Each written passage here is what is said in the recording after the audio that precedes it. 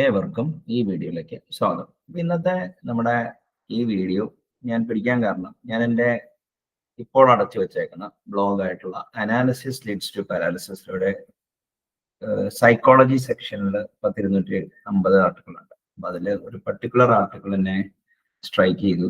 അപ്പം ഞാൻ മറന്നിരിക്കുന്ന ഒരു ആശയമായിരുന്നു. അപ്പോൾ ആശയം എൻ്റെ ഫ്രെയിമിൽ കൊണ്ടുവരാനും അതേമാതിരി തന്നെ അത് നിങ്ങൾക്ക് ആരെങ്കിലും ഇത് കാണുന്നുണ്ടെങ്കിൽ അവർക്കും ഗുണം ഉണ്ടാകാൻ വേണ്ടിയാണ് ഇതിൽ. അപ്പോൾ എൻഡോമെന്റ് എഫക്റ്റ് എന്നാണ് ആ പ്രതിഭാസത്തിന് പറയുന്നത്. അപ്പോൾ പ്രശസ്ത സൈക്കോളജിസ്റ്റായ ഡാനിയൽ കനേമാൻ ഇതിനെക്കുറിച്ച് കുറച്ച് എക്സ്പെരിമെന്റ് നടത്തി പബ്ലിഷ് ചെയ്തിട്ടുണ്ട്. ഈ ടേം അദ്ദേഹത്തിന്റെ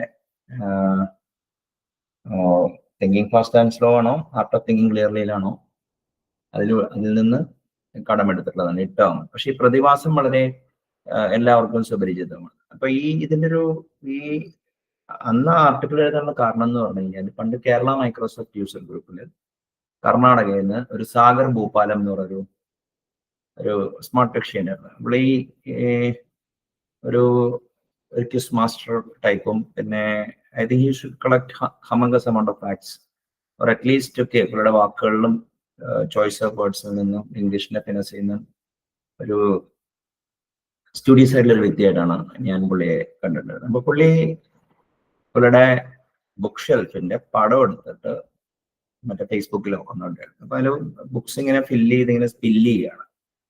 ഞാൻ ജസ്റ്റ് ക്യൂരിയോസിറ്റിക്ക് വേണ്ടി പുള്ളി എന്തൊക്കെയാ ചെയ്യുന്നത്. അപ്പൊ മോസ്റ്റ്ലി ഫിക്ഷനാണ് കാണുന്നത്. പക്ഷെ J2E ഡിസൈൻ പാറ്റേണിന്റെ ഒരു ബുക്ക് കണ്ടു, പിന്നെ ഡിസ്ട്രിബ്യൂട്ടഡ് ഓപ്പറേറ്റിംഗ് സിസ്റ്റത്തിന്റെ കണ്ടു. അപ്പൊ അതിന്റെ അടിയില് ആൾക്കാര് ഓഫർ ചെയ്യാൻ തുടങ്ങി. ഓക്കെ, ഇത് വിൽക്കുന്നുണ്ടോ, ഇത് ഞാൻ ഇത്ര പൈസ തരാം എന്നൊക്കെ പറഞ്ഞു. അപ്പൊ എനിക്കൊരു ഭയങ്കര കൗതുകം തോന്നി. കാരണം ആ പുസ്തകത്തിന്റെ കണ്ടന്റിനേക്കാളും ആൾക്കാർക്ക് അത് എന്താണ്. വൺസ് ഒരാള് ഒരു പുസ്തകം അല്ലെങ്കിൽ ഒരു ബുക്ക് കളക്ട് ചെയ്യുന്ന ഒരാള് അപ്പം അയാള് ബുക്സ് അയാൾ അക്യൂമുലേറ്റ് ചെയ്ത് അയാൾ ഷെൽഫിൽ വെക്കുന്നുണ്ടെങ്കിൽ അയാൾ ചിലപ്പോൾ നിങ്ങൾക്ക് തരുമായിരിക്കും, ചിലപ്പോൾ അയാളുടെ നിന്ന് അടിച്ചു മാറ്റാം. പക്ഷെ അയാളുടെ നിന്ന് വിലക്ക് വാങ്ങിക്കുക എന്ന് പറഞ്ഞു കഴിഞ്ഞാല് മോസ്റ്റ് ഓഫൺ ആൾക്കാർ പിസ്റ്റ് ഓഫ് ആവും. അപ്പോൾ ഇത് കണ്ടപ്പോഴാണ് എനിക്ക് പരിചയത്തിലുള്ള ഒരു പുള്ളി കുറെ റീറ്റെയിൽ സോഫ്റ്റ്വെയർ കുറെ ക്ലയൻസ് ഉണ്ടായിരുന്നു. പുള്ളിയുടെ സോഫ്റ്റ്വെയർ ഡയറക്റ്റ് ക്ലയൻസിനെ കൊടുക്കുള്ളൂ, അതിന്റെ ഇന്റർമീഡിയറീസ് ഇല്ല. അപ്പോൾ പുള്ളി അതൊരു എന്താ പറയാ ഒരു പ്രത്യേക രീതിയിലാണ് do the business to survive.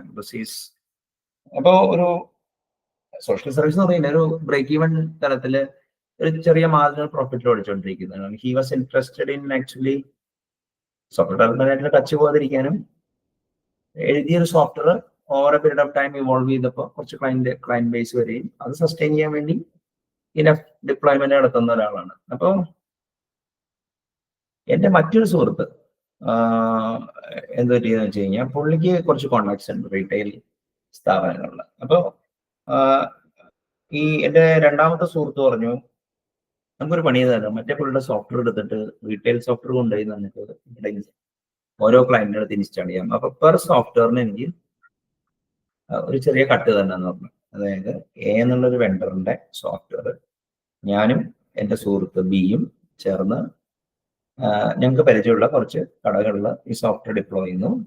B is taking commission for actually bringing in the client. ഇതാണ് ഇതിന്. അപ്പോൾ എനിക്കപ്പോൾ തന്നെ പക്ഷേക്ക് മനസ്സിലായി. കാരണം ഈ എന്ന് പറഞ്ഞ ആൾക്ക്, അതായത് വെണ്ടർക്ക് എൻ്റെ സുഹൃത്തിനോട് ചെറിയൊരു കണ്ടന്റ് ഉള്ളതാണ്. അപ്പൊ എന്തായാലും നടക്കാൻ പോണില്ല. ഇനിയിപ്പോ കണ്ടന്റ് ഇല്ലെങ്കിൽ തന്നെ അപ്പൊ ഞാൻ പറഞ്ഞാൽ നടക്കുമെന്ന് തോന്നുന്നില്ല. പുള്ളി ഡയറക്റ്റ് ആക്സസ് ടു കസ്റ്റമേഴ്സ് കൊടുക്കുള്ളൂ. പുള്ളി ഒരു ഇന്റർമീഡിയറിനെ പുള്ളി അതിൻ്റെ ഇടയിൽ എത്ര ലാഭം ഉണ്ടെങ്കിലും പുള്ളി തരില്ല എന്ന് പറഞ്ഞു. അപ്പൊ എൻ്റെ സുഹൃത്ത് പറഞ്ഞു, ശരി, അപ്പോ നടക്കട്ടെ.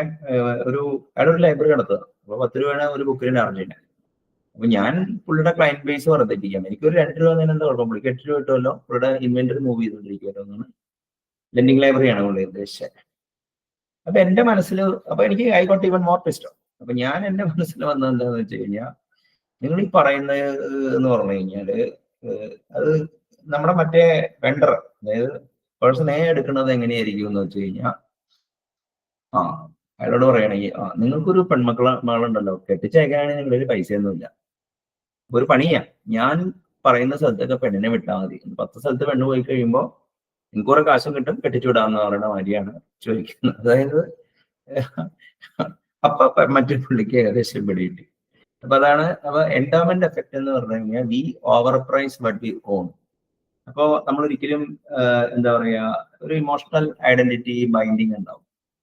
അപ്പോ അവിടെ വരെ പോകേണ്ട കാര്യമില്ല. ഇപ്പൊ എനിക്കൊരു നല്ല കളക്ഷൻ ഉണ്ട്. അപ്പോ പലരും വന്നിട്ട് പറയും, ആ അതിലൊരു 10-25 ബുക്ക് ഞാനൊരു 1000 രൂപ എന്ന് പറഞ്ഞു കഴിഞ്ഞാൽ ആ ബുക്കിന് ചിലപ്പോൾ ഞാൻ ഉപയോഗിക്കണ്ടാവില്ല, പക്ഷെ അയാൾ ഫ്രീ കൊടുത്താൽ ചിലപ്പോൾ കൊടുക്കുന്നതായിരിക്കും. പക്ഷെ വാങ്ങിച്ചൊരു പുസ്തകം വിൽക്കുക എന്ന് പറഞ്ഞു കഴിഞ്ഞാൽ ഒരു വലിയൊരു പ്രോബ്ലമാണ്.